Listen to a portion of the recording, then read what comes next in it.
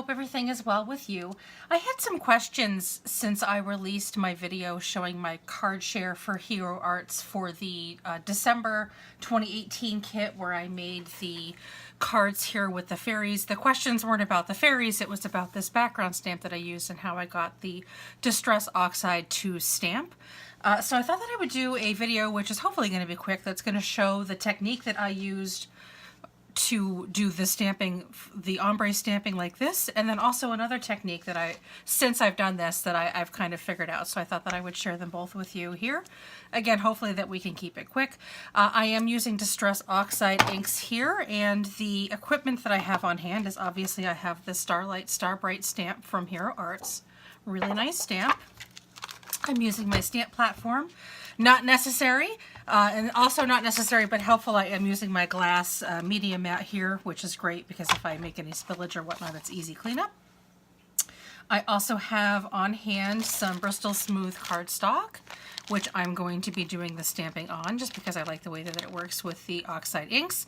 I buy my Bristol Smooth in the large paper pads of 9x12 and I cut them down into quarters and store them here in these Ziploc bags just to help keep them clean and ready to use. I'm using a variety of Distress Oxide inks here, and those will mostly be slightly off camera because there's only so much room I have on my desk here that shows up in the camera. We're going on the assumption that you're at least familiar with what Distress Oxide inks are.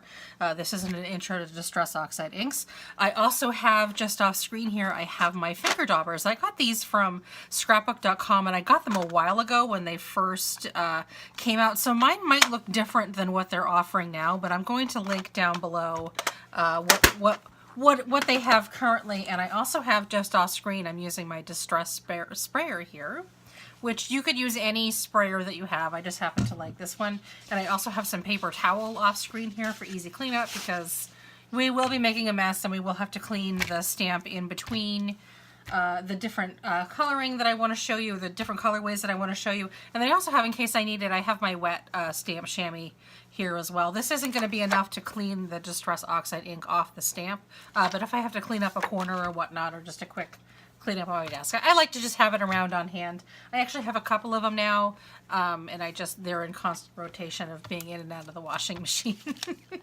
So we'll go ahead and get started. I'm first going to show you the technique that I mentioned doing the ombre stamping here. So I have 3 different stamp colors that I'm going to use. Peacock Feathers, which is going to be my lightest. Broken China is going to be my mid-tone, and Mermaid Lagoon is going to be my darkest color. So I'm going to go ahead and get my stamp set up in my stamp platform here. I'm just turning it around to accommodate a rubber stamp. Stamping. So I'm just going to make sure that it's configured properly. There we go. And I'm going to be doing my ombre inking directly onto the rubber here. So I'm just going to check my, oh, sorry about the shadow behind me. It's kind of in the morning-ish and my lighting is in a weird spot. But this is kind of the only time that I have this week to film this. So I do apologize. We're actually going to cut out, early today is going to be a quick day for me because my daughter has a doctor's appointment this afternoon. I had to pull her early from school. Anyway, so my card is oriented this way, so I'm going to do all of my stamping keeping in mind that the ombre is going to work down this way. And like the top 1.5 inches over here won't matter too much, especially because the edges are going to be cut off. But I like to start with my middle just because it helps divide it, but you could start the top or the bottom or wherever you wanted. And I'm going to take my Broken China, which is the color that I decided was going to be my middle color, and I'm just going to smoosh that directly onto my rubber stamp. I find that smooshing gets a better result than dragging. I don't know if you can see that right there. When I dragged it, oh, I just got my finger in it. When I dragged, it sort of pulled some of the color off. But when I smoosh it down, it puts a nice thick layer of color. So I'm just kind of smooshing and maybe twisting a little bit for a nice big blob of color there. And I'm going to want my lighter tone on the bottom, so that's going to go here. And again, I'm just smooshing and twisting. Now, a lot of my Distress Oxides are running a bit dry. I've been using them a ton, in particular since I got this stamp. And I don't, slightly aside, I'm kind of working my pad into a little bit that broken china mid-tone there, just to kind of blend it out. I've been using my Distress Oxide a ton. I need a ton of different refills, so you're going to see I'm kind of hanging on for dear life with some of my colors today, trying to squeeze out every last drop while I place my order here. And the same thing with my Mermaid Lagoon, the dark color here. I only had 1 cup of coffee today, guys.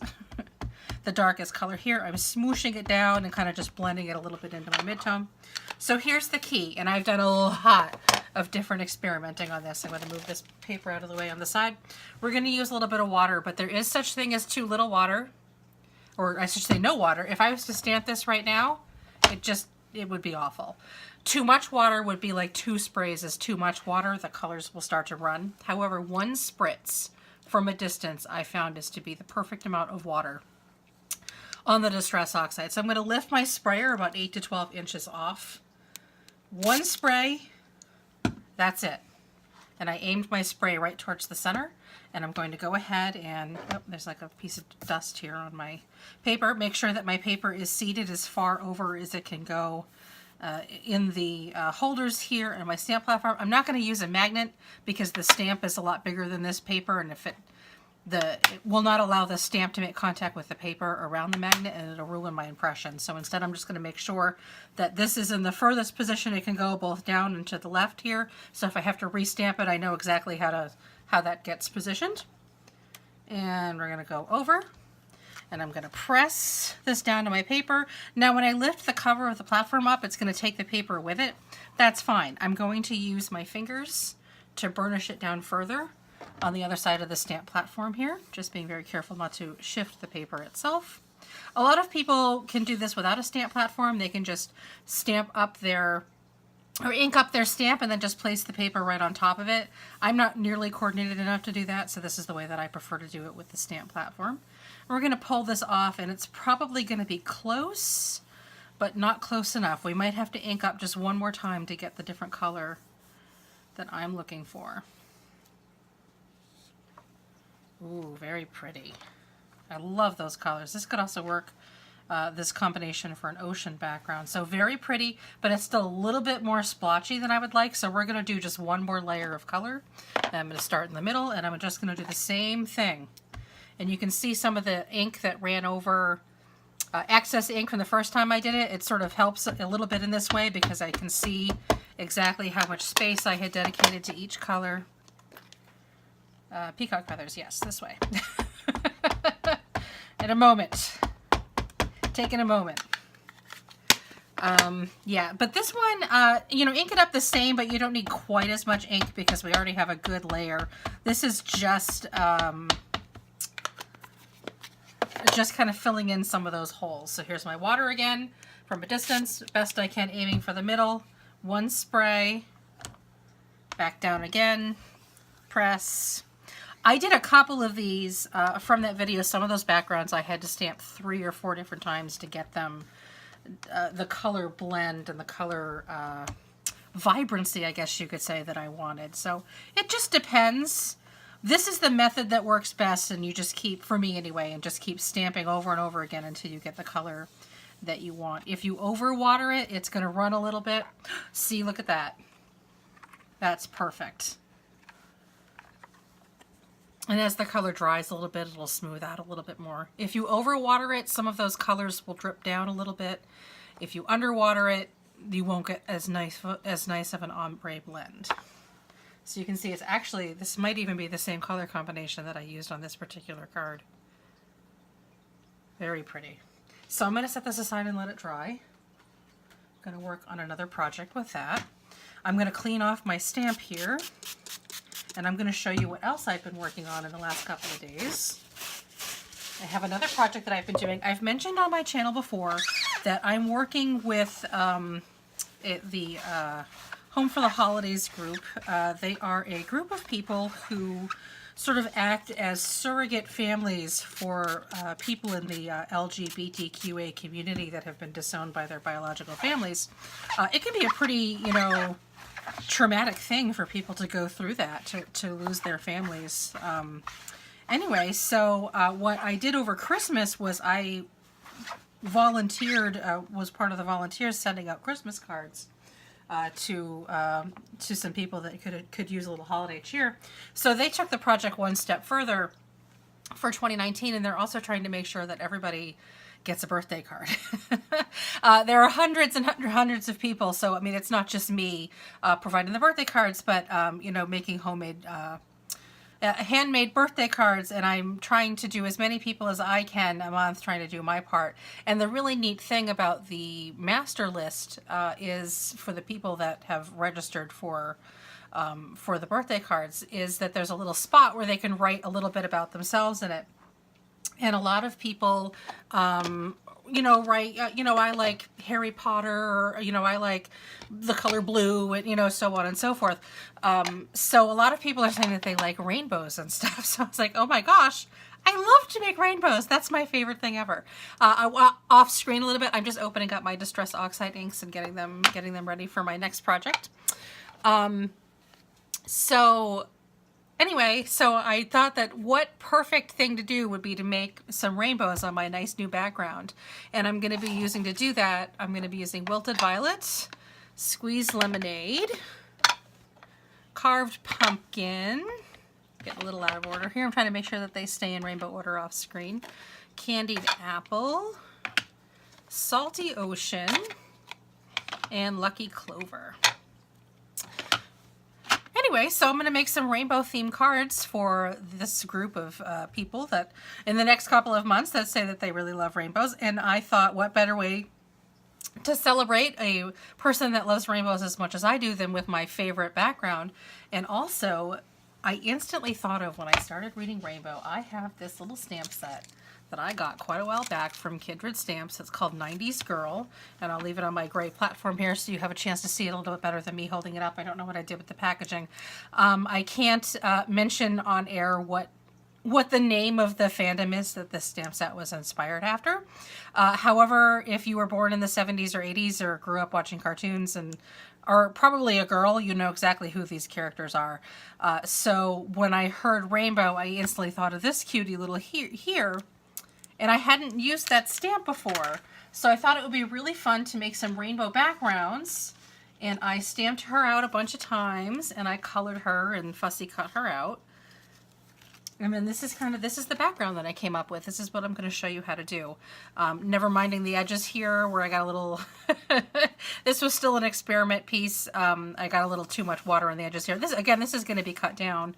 In any kind of flaws that I have in my inking, I'm going to cover up with this little girl. And I also thought that I might die cut some clouds and stuff on here as well. But isn't that adorable? I just thought that would be so much fun. A fun rainbow project. So this is what we're going to be doing. A caveat again, though, my Distress Oxide inks are really running low. Really low. I'm not sure how far we're going to get. I did, however, get a bunch of different backgrounds out yesterday. So I'm feeling pretty good about at least what I could do. So I just got my little daubers out here. It's going to be a lot easier to use the finger dauber to place the ink on the stamp where we want it, versus the whole width of the pad, because a pad is a lot wider, obviously, than the tip of the dauber. So it's going to be a lot more controlled than just squishing the pad in. And also, we have to fit 6 colors on here, so we gotta leave room for everything. What did I do with that paper? Oh, I moved it aside. I moved it aside so that it wouldn't get wet. Okay, so here's the paper, and I'm going to aim to do what I did with this one and leave a white space here on either end. So that means I'm not going to be inking in this corner or this corner right here. So I'm just going to try to work this way. And I figured out that it's about 2 finger dauber widths of ink will cover the area in the way that I like it. So I'm just taking very heavily, putting some ink on my dauber. Heavily as I can. This part here, when you're doing a design like the rainbow, it is a little bit more time consuming. It is a little bit more laborious, but it is beautiful, as you saw, especially on this stamp in particular. It's well worth the work that you put into it. And just like working with the, let me make sure this isn't screen, just like working with the pads, the whole pad, if you try to spread it on like this, you're not going to get a good coverage. So you just dab it on. And you can kind of work out that you can see that the finger dauber is making, you know, circle-shaped marks here with the ink. Just kind of work it over and over again, and it'll all blend in. I wouldn't worry too much about that. I did tons of these yesterday, and my arm was killing me. By the time we were done, I'm right-handed here. My right arm is the one that was dislocated a couple years ago, and I never quite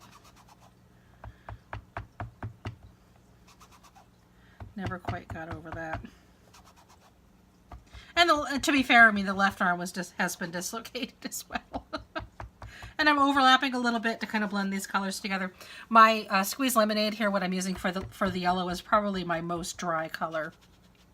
I did try using Despaired a little bit yesterday. I did try using some Wild Honey and Fossilized Amber for this technique, but it wasn't working as well because it was blending in too much to the orange that I was using. So we're going to try to squeeze out every last drop of the Squeeze Lemonade we can get. This is literally like the last one that I need, so fingers crossed that we can get this background out. And I do have more that I'm going to order. I have a Hallmark scrapbook order that I'm building this week of different things. Speaking of Hallmark scrapbook and just ordering in general, have you guys seen the Lawn Fawn spring previews? Oh my god, I'm so excited. I love the spring so much better than any other season for the Lawn Fawn, and I can't wait.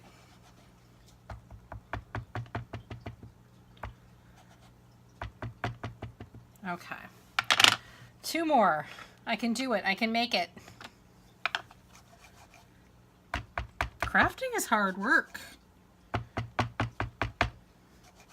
I think I made my red a little bit too wide. Oops, that's okay.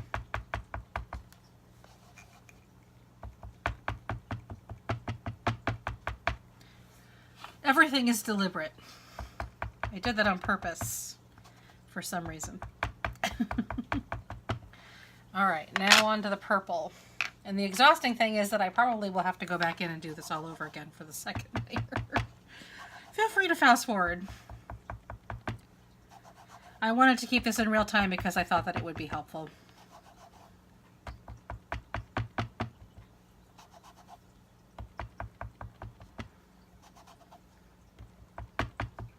I'm probably not going to do a card tutorial for the making of this card in particular I'm making this background for, because I'm showing you the hardest part right now. The rest is not going to be too hard to figure out. Stamp and color, cut out, add some clouds, boom. You can look on Instagram for some photographs, and if I think of it, if they're done before I publish this video, I'll also add the photo of the completed cards to this video. Anyway, so same thing. I'm taking my water bottle really high up. One really good spritz. That one was kind of off a little bit. I felt it not go in the center. That's okay. Oop, let me move.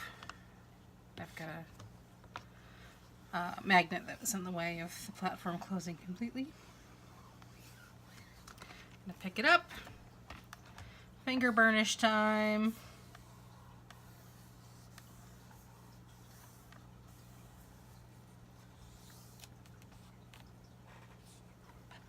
Very pretty. You can see I need to go a little bit higher with that orange there that's on the second stamping, but other than that, everything is fine. I'm just going to come right back in and just what I did before, although possibly not quite as heavy because this is just the second layer. I'm going to go back in with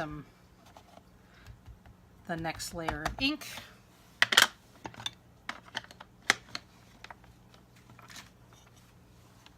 Knocking stuff over here off screen. That's really awesome.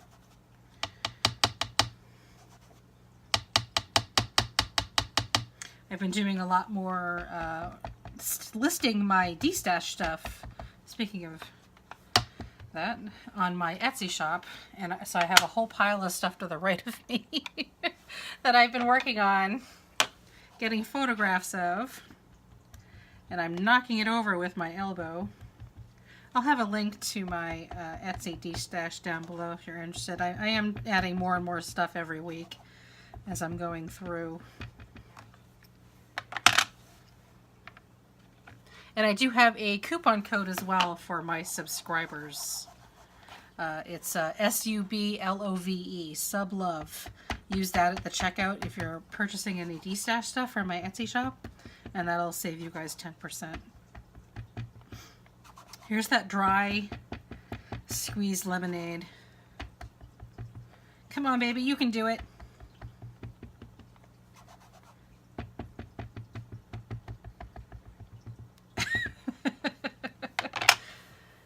Poor squeezed lemonade. It is my favorite color, yellow, so I'm sure that I abuse it the most. This orange I'm bringing up just a little bit higher. Hopefully this isn't a 7-hour long video. I'm also a really slow crafter in general. So I feel like everything I do is just taking forever. All right, last one.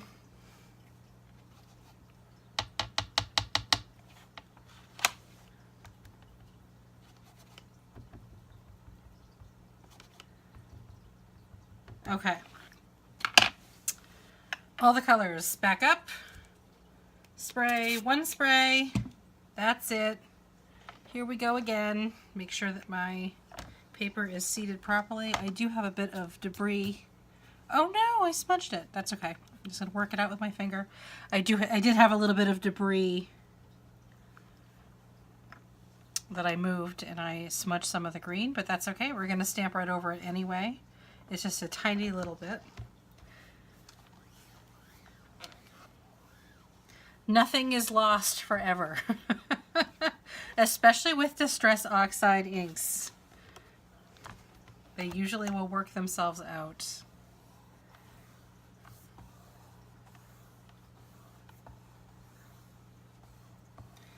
Finger burnish. There we go. That one came out really vibrant and pretty. And even that little, that's that green finger smudge right there. It looks like it was probably, you know, just part of the ombre part of the blend. Or I could always just put something on top of it too. No problem. Here's the original one that I did. This one's actually a little bit darker. It came out a little bit more vibrant. I love it. It's beautiful. I'm super pleased with that. And that is the last one that I needed. I hope that you give this technique a try. And if you do, put a picture of it on Instagram and tag me. I'd love to see it. This was a lot of fun. A lot of mess though. A lot of fun, a lot of mess. So anyway, so leave any questions or whatever down below. I'm going to have products linked down below as well. If you're interested in any of these things. If you haven't invested in any Distress Oxide inks yet, but you love different techniques, definitely look into a couple of colors. They're all of the colors have been released now at this point. Anyway, yeah, product links down below. Leave any questions or whatnot. I hope that you like this, and I hope that it helps and that it encourages you to give it a try. As you can see, it's certainly not hard. It just takes a little bit of time and a little bit of elbow grease, but definitely not hard. And it might take a small degree of practice. I did, you know, I have probably half a dozen or so that just didn't come out all that great. Here's some of the other rainbow ones that I did yesterday. You can see where I overwatered some of the green, you know, just spilling out. This one was an overwater as well, an overwater. So, I mean, it takes some practice until you get it right, but the one spritz of water seems to be the perfect amount for me. So definitely give that a try. And yeah, that's it. I hope that you have a great day, and I will talk to you later. Bye!